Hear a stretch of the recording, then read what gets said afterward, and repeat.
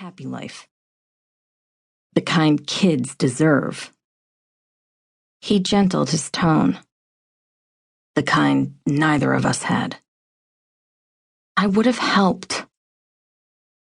Something close to regret passed through his blue eyes, but he said, You would have been a complication.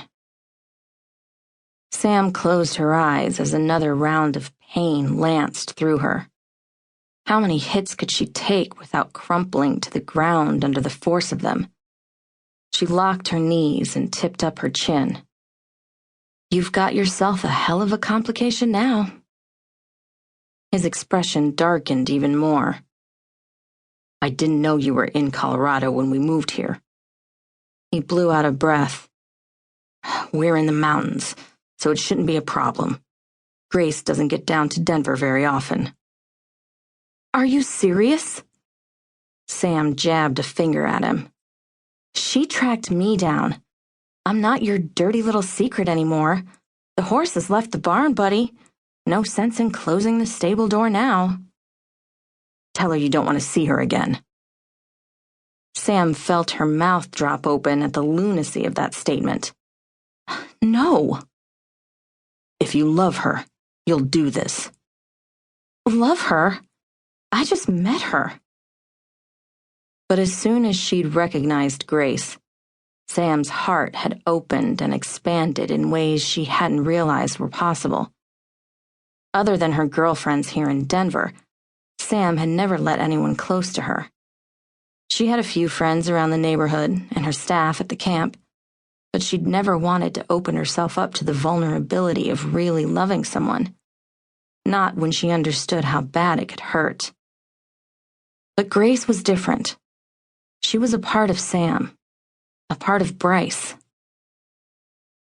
Do it for your sister, Trevor said, his voice a soft command. It's what Bryce wanted. She was out of her mind, she said, shaking her head. Between the drugs and the alcohol, she stayed sober during the pregnancy. I made sure of it. Acid rose in Sam's throat as she thought about the timing of her sister's last message. It would have been when Bryce was pregnant. She'd said she needed help with something important. Sam had assumed it was one more manipulation by her twin that would lead to another request for drug money. Then you just walked away while she sank back into the pills and booze? His lips, which had pretty much ruined her for all other men with one kiss, thinned. You don't want to go down the pot and kettle road with me. I don't want to go down any road with you, she agreed. But I'm not walking away from Grace. You have no claim on her. This isn't Sam's fault, a sleepy voice said from the doorway. They both turned to see Grace standing there, shoulders slumped and her hands hanging listlessly at her sides. Frank barked once, then trotted over and shoved his nose against Trevor's crotch. I wish he knew a bite command, Sam muttered under her breath. Trevor threw her a look as he shifted and petted the dog's big head. Dad, I know you're mad, Grace said, taking a tentative step into the room. But I came looking for her. I just wanted to know. I thought Sam was my... She broke off as her shoulders began to tremble. In 2 strides, Trevor had the girl wrapped in his arms. His chin rested on the top of her head, and she buried her face in his chest, crying softly.